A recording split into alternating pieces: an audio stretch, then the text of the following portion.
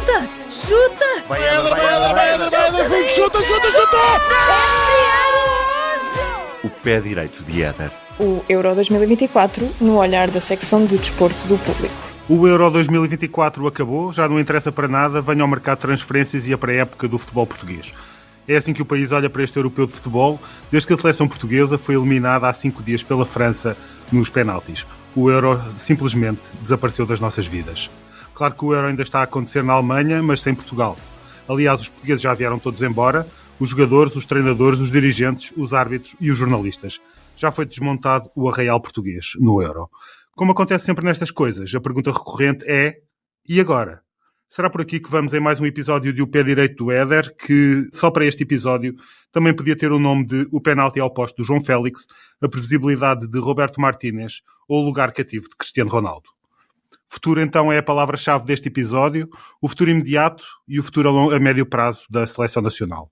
O Nuno Sousa foi o nosso homem na Alemanha durante 3 semanas, mas também já voltou de lá, literalmente. Ainda ontem estava na Alemanha e agora já está cá. Olá, Nuno. A pergunta que eu te faço é muito simples. E agora? Olá, Marco. É uma questão tão ampla quanto de resposta difícil.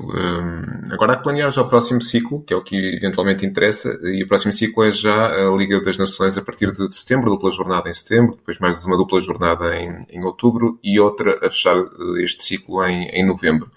E a questão maior que se coloca nesta altura é até que ponto é que, ou com que margem é que Roberto Martínez vai poder lançar-se ao trabalho no sentido de perceber que fórmula é que se escutou neste Campeonato da Europa de 2024. Se foi apenas uma questão individual, de apostas pontuais como as que citaste, nomeadamente a insistência em Cristiano Ronaldo, claramente num momento de carreira em que já não consegue oferecer tanto à seleção como ofereceu durante larguíssimos anos. Outras opções individuais, a mesma questão do fechar de cortina de Pepe na seleção. Creio que aquela reação no final do jogo com a França é bastante elucidativa quanto também ao fim de um ciclo.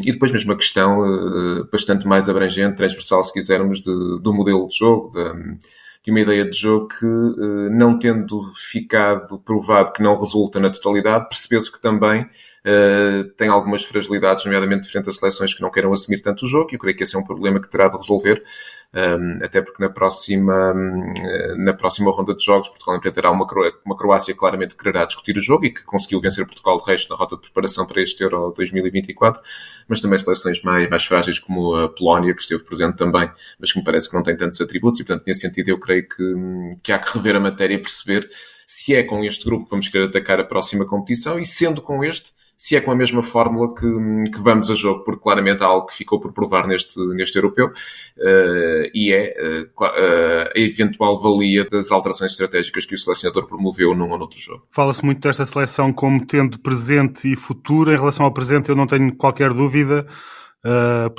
porque há uma grande maioria destes jogadores está no seu auge competitivo, e esse auge vai durar pelo menos mais 2 anos até ao próximo Mundial, se Portugal lá chegar eventualmente, mas em princípio isso irá acontecer. Já em relação ao futuro, eu tenho algumas dúvidas, olhando, por exemplo, para a idade de alguns jogadores importantes, e a idade que vão ter daqui a 4 anos. Por exemplo, no próximo europeu. Por exemplo, Bernardo Silva e Bruno Fernandes terão 33 anos, João Cancelo terá 34, João Palhinha terá 32, Diogo Jota 31, Ruben Neves 31, Ruben Dias 31, Rafael Leão 29, João Félix e Vitinha terão 28. Isto são alguns exemplos dos jogadores que estão na sua maturidade competitiva, que vão continuar a tê-la a curto e médio prazo, mas pensando já no próximo, num europeu daqui a 4 anos, e olhando para as idades que eles vão ter, pensa-se um bocadinho dá a sensação de que este europeu foi um pouco uma oportunidade perdida. E eu sinceramente também fico com essa sensação, ou seja, de uma oportunidade de um europeu desaproveitado, pelo menos no que diz respeito à plenitude de recursos de alguns dos jogadores e de alguns jogadores importantes, como alguns nomes que referiste. Creio que Bernardo Silva, Bruno Fernandes, por exemplo, para citar os casos mais evidentes, acabaram por pagar um pouco a fatura, terem de trabalhar mais e de forma diferente para a equipa, porque as soluções ofensivas acabaram por ter tal cariz de previsibilidade que também falavas na altura em que lançaste este episódio, e que houve uma sobrecarga do ponto de vista do esforço coletivo para alguns jogadores que, do ponto de vista criativo, acabaram por ficar de mãos atadas e não conseguiram oferecer tanto à seleção. Ficam essa sensação, e claramente que se olharmos para o próximo ciclo do Campeonato da Europa, que se realiza de 4 em 4 anos, como sabemos, é difícil perspectivar que alguns dos jogadores que foram e são nucleares na seleção nesta altura consigam ter a mesma preponderância dentro de 4 anos. Sobre isso estamos plenamente de acordo. E depois a outra questão que se colocará, estando de acordo nós neste pressuposto, terá a seleção de sub-21, aquela que antecede a antecâmara, se quisermos, da seleção A, a qualidade e ativos suficiente para ir repondo a qualidade que eventualmente se perderá na seleção principal. Claro que há sempre uma mão cheia de alguns jogadores, alguns dos quais já estão presentes nesta geração, João Neves, por exemplo, o próprio Diogo Costa na seleção, que já não é um sub-21, mas é claramente um jogador para vários anos de seleção ainda, até pela força das características. Francisco Conceição, que vai a esta seleção ainda com 21 anos, por exemplo. Há claramente esses jogadores que já se afirmaram, e depois eu diria que há mais 3 ou 4 com alguma qualidade para chegarem a este nível. Agora, a questão é: será que vão ter, quando chegarem à seleção neste patamar, o mesmo índice de rotatividade, de competitividade a alto nível em grandes clubes, em clubes que jogam nos Big Five, que tem esta geração que atualmente temos em mãos? E aí eu já levanto algumas dúvidas, porque são percursos absolutamente excepcionais. É verdade, Portugal é um mercado exportador, talvez o melhor mercado exportador na relação qualidade-quantidade que temos na Europa, mas na verdade não é fácil reunir um naipe de jogadores com um nível de experiência em clubes de altíssima rotação, como é o caso deste lote de convocados, e como dizias também muito bem há pouco, num período da carreira de maturação, se quisermos, de experiência, de qualidade a jogarem a este nível, como aquele que temos nesta altura. E, portanto, tenho algumas dúvidas que consigamos reunir todos os ingredientes, o que não significa, obviamente, que não tenhamos outras fórmulas de chegar ao sucesso, porque, como sabemos, o sucesso é um resultado que se atinge por vias diferentes, mas claramente terá de ser uma seleção com outra forma de encarar a competição, e provavelmente também com recursos não tão diria, abundantes como aquela que temos atualmente. Antes de irmos, digamos, à grande questão que envolve esta seleção, que usa o número 7 nas costas, eu vou perguntar-te se, de alguma forma, o lugar de Roberto Martínez como selecionador nacional ficou fragilizado, se continua forte, se continua com condições para prosseguir agora o próximo ciclo que inclui Liga das Nações e qualificação para o Mundial. Como é que achas que o Roberto Martínez está? Quais são as condições que ele tem neste momento? Não, claramente mais fragilizado até do ponto de vista da opinião pública. Sobre isso não tenho qualquer tipo de dúvidas. Porque, obviamente, o adepto português é um adepto muito exigente, injusto, às vezes temos de o reconhecer, muito apressado na tentativa de obtenção de resultados. Isso, de certa forma, pode toldar um pouco a análise crítica. Admito que tenha sido assim em alguns momentos desta caminhada.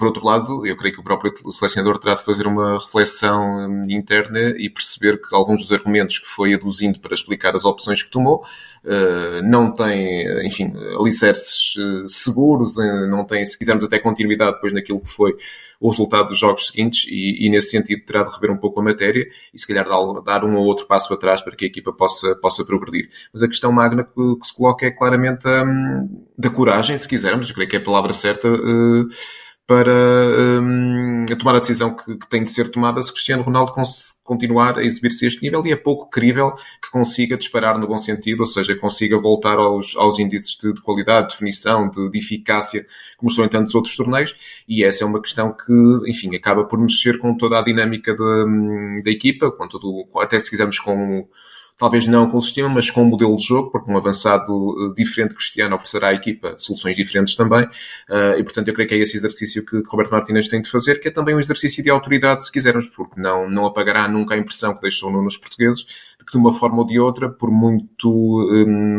criterioso que seja na metodologia do treino, nas escolhas que faz, nas convocatórias, nas razões que apresenta, e nem sempre o foi, insisto nessa tecla, a verdade é que a questão da autoridade dentro do balneário não parece que tenha ficado totalmente esclarecida, e de certa forma, enfim, extravasou a ideia de que em determinados momentos, o próprio selecionador poderá ter ficado refém de opções que tomaria de outra forma e que acabou por não tomar. E o resultado, é evidente que o resultado do jogo com a França, por si só, não justifica todo este, se quisermos, turbilhão de críticas, de desconfiança que se gerou, mas tudo o que aconteceu até ao jogo com a França, na minha perspectiva, obviamente, justifica que se peçam, obviamente, explicações a uma equipa técnica e um grupo de jogadores que tinham condições para fazer um pouco mais do que aquilo que fizeram. A verdade é que depois desse jogo com a França ficou tudo no ar, ou muitas perguntas por responderem. Talvez, se calhar, a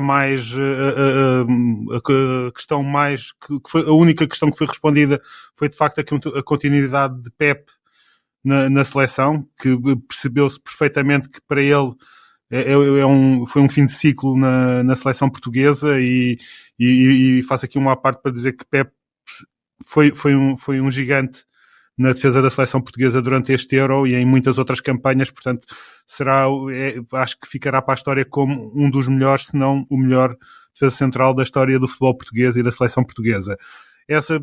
Ficou mais ou menos claro que esse ciclo do Pep se encerrou, assim como tinha encerrado o ciclo no Futebol Clube do Porto. Enfim, se acabou a carreira ou não, penso que ainda terá mais alguma coisa para dar noutras latitudes, talvez no futebol saudita.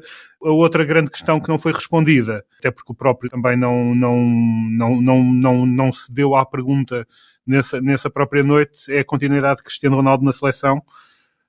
Eu, sinceramente, pelas mensagens nas redes sociais, fiquei com a sensação de que este europeu não foi uma despedida para ele da seleção nacional e que ele ainda terá como objetivo chegar ao Mundial 2026. A única conclusão, se quisermos, um pouco implícita que se pode tirar do pouco que se foi sabendo da boca de Cristiano Ronaldo ao longo desta caminhada no Euro 2024 foi que não chegaria ao próximo Campeonato da Europa, ou seja, que já não estaria preparado para o próximo Europeu. Por isso fico com as mesmas dúvidas e abro a porta também dessa possibilidade como tu abres claramente para a Liga das Nações no imediato, isso sem dúvida nenhuma, e mais tarde, quem sabe, também para o próximo Campeonato do Mundo. Julgo é que, à medida que os meses e as semanas, os meses forem passando, que vai ser mais difícil a Cristiano conseguir provar aos portugueses e a si próprio de que continua, mais do que conseguir replicar parte daquilo do que foi fazendo ao longo da sua brilhante carreira, consegue ainda ser, de facto, um ativo útil para a seleção, consegue ser mais uma solução do que um problema. E parece-me que neste Campeonato da Europa se provou que a esmagadora maioria das vezes acabou por ser um problema, por todas as razões que já foram elencadas e que têm muito a ver, ou quase exclusivamente a ver com o facto da idade ir avançando e de não ser capaz de fisicamente responder da mesma forma às solicitações dos colegas e àquilo que o jogo vai pedindo.